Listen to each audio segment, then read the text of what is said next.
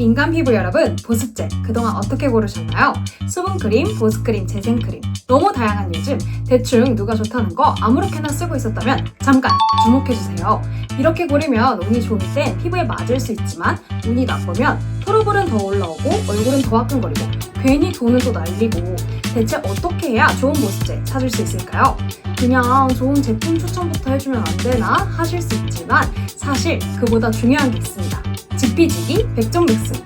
도대체 민감 피부는 뭐고 보습제는 뭔지, 민감 피부에 좋은 성분이 뭔지 제대로 알아야 좋은 걸 직접 고르실 수 있을 거예요.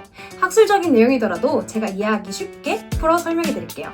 이거 알면 앞으로 광고에 휘둘리지 않고 추천에 맹목적으로 따라가지 않고 진짜 맞는 보습제를 스스로 선택하실 수 있으실 거예요. 민감 피부, 피부 장벽 무너진 게 다 아니야? 그냥 피부 장벽에 좋은 크림 쳐주면 되는 거 아닌가? 아니에요. 최근 연구에 따르면 피부 장벽 손상뿐 아니라 또 다른 특징도 대두되고 있다고 해요. 2024년에 나온 따끈따끈한 이 논문을 통해서 민감 피부 특징을 2가지 정도로 살펴볼 수 있을 것 같아요. 첫 번째는 이미 많은 분들 아시는 것처럼 바로 피부 장벽 손상인데요. 우리 피부의 가장 바깥층인 각질층은 그림에서처럼 벽돌과 시멘트 구조로 이루어져 있어요. 벽돌같이 차곡차곡 쌓여있는 것들이 각질 세포고 이 벽돌 사이를 채우는 시멘트 같은 역할을 하는 게 바로 지질이에요. 민감 피부는 피부 지질인 세라마이드 등의 감소 및 피부 지질층의 불균형으로 인해서 피부 장벽이 약화되고 수분 손실이 증가해 외부 자극에 대한 방어력이 떨어진다고 해요. 이런 이유로 보습 및 장벽 강화 성분이 포함된 화장품 사용이 중요하다고 하고요. 또 새롭게 떠오르고 있는 특징인 2번째 특징은 신경감각 과민 반응과 염증 반응인데요. TRPV1이라는 신경감각을 담당하는 주요 이온 채널이 과하게 활성화된다는 게 원인이라고 해요. 이게 과활성화되면서 화끈거림, 따가움, 가려움증 등의 증상이 생기기도 하고 그리고 TRPV1, 얘가 염증성 인자들을 방출 증가시켜서 염증도 유발하고 피부 장벽의 손상을 초래한다고 해요. TR 뭐? 맞아요. 너무 어렵죠? 이름은 어려워도 사실 우리가 알아야 할 건 정말 간단한데요. 바로 민감 피부, 장벽 회복, 보습도 너무 중요하지만 신경 과민 반응과 염증을 잡아줄 수 있는 항염 성분도 고려해야 좋다는 거. 요 포인트 잡아두고 가면 정말 좋을 것 같아요. 그럼 보습제는 정확히 뭘까요? 2024년 이 논문에 따르면 보습제는 성분 구성에 따라 피부 장벽 유지 및 수분 공급 효과가 달라질 수도 있다고 해요. 즉, 보습제 선택할 때 각 성분의 역할을 이해하는 게 중요하겠죠. 보습제는 크게 보면 3가지로 구성이 되어 있어요. 먼저 함습제로 대기 중의 수분과 각질층 아래의 수분을 끌어당겨서 피부 장벽이 되는 각질층에 수분을 공급하는 역할을 해요. 아미노산 등의 천연 보습인자, 글리세린, 히알루론산, 솔비톨, 판테놀 등이 해당되고요.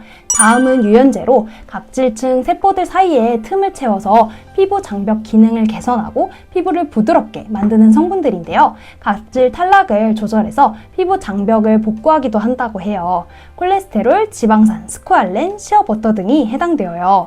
마지막은 밀폐제로 피부 각질층을 싹 코팅해줘서 수분을 가두고 수분 증발을 방지해주는 역할을 하는 성분들이에요. 일반적으로 유성 물질들로 바세린, 실리콘, 미네랄 오일, 식물성 오일, 왁스 성분 등이 해당되어요. 이제 어떤 성분들이 보습제에서 어떤 역할을 하는지 감이 오시나요? 그럼 이제 민감 피부에 효과적인 성분들이 뭘지에 대해 알아볼게요. 이렇게 키워드 3가지로 딱 정리될 수 있을 것 같아요. 1. 피부 장벽 회복을 위한 생리적 지질 성분. 2. 염증을 없애주는 항염 성분. 3. 보습을 위한 함습 성분. 생리적 지질이 왜 효과적이라는 걸까 알아보기 전에 용어가 낯선 분들도 분명 계실 것 같아요. 생리적 지질은 우리 피부가 원래 가지고 있는 각질층 속 지질과 유사한 구조를 가진 지질을 말해요. 세라마이드, 콜레스테롤, 지방산, 스쿠알린 등이 해당되는데요. 미네랄 오일, 바세린, 실리콘 오일 등의 비생리적 지질은 피부 본연의 지질 성분과 구조가 유사하지 않아서 피부 표면에 일시적으로 보습 효과를 제공하고 피부 깊숙하게는 침투하지 못하는 반면 생리적 지질은 우리 피부와 유사한 구조니까 피부 깊숙하게 침투해서 각질층의 지질 구성을 복구하고 장벽 기능을 개선해준다고 해요.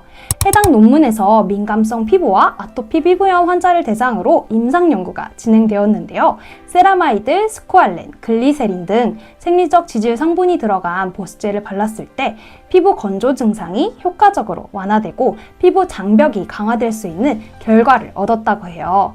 근데 또 이런 논란이 있더라고요. 장기간 생리적 지질이 포함된 보습제를 쓰다가 사용을 갑자기 중단하면 우리 피부가 스스로 지질을 만들어내는 능력이 줄어드는 거 아니냐 하는 그런 걱정인데요. 그런데 이 논문에 따르면 대부분의 보습제는 표피 지질 합성을 감소시키지 않는 것으로 알려져 있다고 해요. 그러니까 그런 걱정은 너무 하지 않으셔도 될 것 같아요. 자, 이제 생리적 지질이 뭔지, 왜 좋은 건지 알았으니까 생리적 지질 성분, 항염 성분, 함습 성분 세 키워드로 나눠서 어떤 성분들이 좋은 건지 깔끔하게 정리해 드릴게요. 먼저 피부 장벽 회복에 도움되는 생리적 지질 성분으로는 세라마이드와 스코알란이 있고요. 염증 반응을 줄이는 항염 성분으로는 총 6가지 펩타이드, 나이아신아마이드, 알란토인, 병풀 추출물, EGF, 판테놀이 있어요. 세 번째로 피부 속 수분을 위한 함습 성분으로는 천연 보습인자, 글리세린, 히알루론산 등이 속해요. 마지막으로 피부 타입에 따른 추천 보습제 제형과 보습제 제대로 바르는 법 살펴볼게요. 건성 피부의 경우에는 연고처럼 살짝 꾸덕한 크림이나 유분 함량이 높은 크림을 추천하고, 지성 피부의 경우 좀 더 가볍게 로션이나 워터 베이스, 수성 크림을 추천한다고 해요. 그런데 이제 막 봄이 오고 있어서 아직까지는 기온도 낮고 낮밤 온도차도 꽤 나고 습도도 낮은 환절기잖아요. 그래서 지성 피부라 하더라도 너무 수분 중심의 크림보다는 어느 정도 유막 성분도 들어간 크림을 바르는 걸 추천드려요. 차갑고 건조한 공기에 노출될 경우 수분제 중심의 너무 수분하기만 한 그런 크림은 오히려 피부의 수분을 빼앗길 수 있거든요. 이런 경우에는 유분감이 좀 있는 크림을 사용하는 게 도움이 될 것 같아요. 대한피부과학회의 피부과학이란 교과서에 따르면 수분제는 주변 습도가 80% 이상이면 주변 대기에서 수분을 끌어당기지만 주변 습도가 낮아지면 표피와 진피에서 수분을 흡수해 피부를 더 건조하게 악화시킨다고 해요. 아직까지는 날이 건조하니까 어느 정도 밀폐제 성분이 들어있는 게 역시 좋겠죠? 보습제 제대로 바르려면 바르는 타이밍도 정말 중요한데요. 여러 논문들에서 세안 또는 목욕 직후에 빠르게 발라주는 게 좋다고 하더라고요. 세안하고 나서 피부의 물기를 부드럽게 닦아낸 후 보습제를 발라야 좋다고 해서 저도 욕실에 이렇게 일회용 세안 타올이랑 제가 쓰는 보습제 딱 비치해두고 바로바로 쓰고 있어요. 이 논문에 따르면 건성 피부는 여러 번 덧발라 보습력을 강화해주는 게 좋고, 지성 피부의 경우 도포 횟수나 양을 조절해 과도한 유분감을 방지하라고 추천하고 있어요. 민감 피부 보습제 제대로 파헤치기 1탄. 짠! 오늘의 요약입니다. 민감 피부, 단순히 장벽 손상뿐 아니라 신경 과민 반응과 염증 반응도 고려해야 한다. 보습제 구성 요소 3가지, 함습제, 유연제, 밀폐제. 보습제의 성분 구성에 따라 피부 장벽 및 수분 공급 효과가 달라질 수 있으니 각 성분의 역할을 이해하는 게 도움이 된다. 생리적 지질은 피부 장벽과 유사한 구조로 피부 깊숙이 침투해 장벽을 회복시키고 보습 효과를 극대화한다.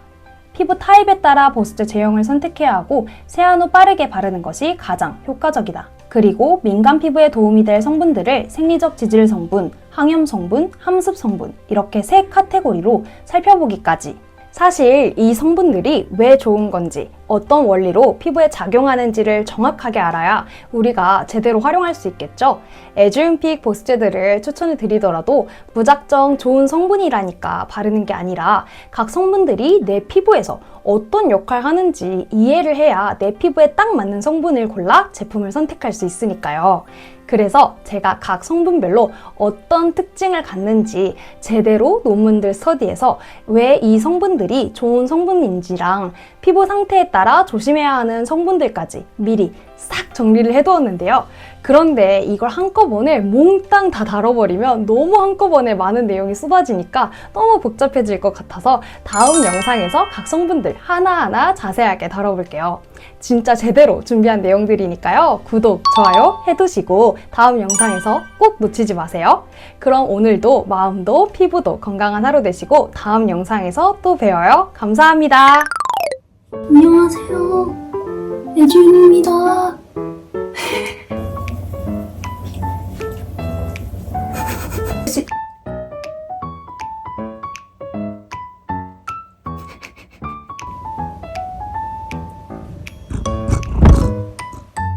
벽돌 사이를 채우는 시멘트 같은 역할을 하는 게 바로 지질이에요. 누나랑 같이 할까? 민간 피부 여러분 안녕하세요, 룽지입니다.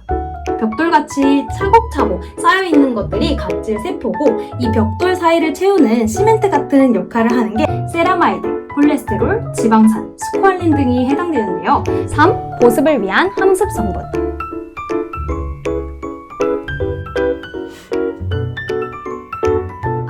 룽지님, 어떻게 해야 민간 피부에 좋은 보습제 찾을 수 있습니까? 바깥층인 각질층은 그림에서처럼 벽돌과 시멘트 및 수분 공급 효과가 달라질 수 있다고 해요. 즉, 보습제 선택할 때 각 성분의 역할을 이해하는 게 중요하겠죠. 대충 누가 좋다는 거 아무렇게나 쓰고 있었다면 잠깐 주목해주세요. 이렇게 고르면 운이 좋을 땐 피부에 맞을 수 있지만 운이 나쁘면 트러블은 더 올라오고 미 피부 지질층의 불균형으로 인해서 들어가는 거예요? 안녕히 계세요.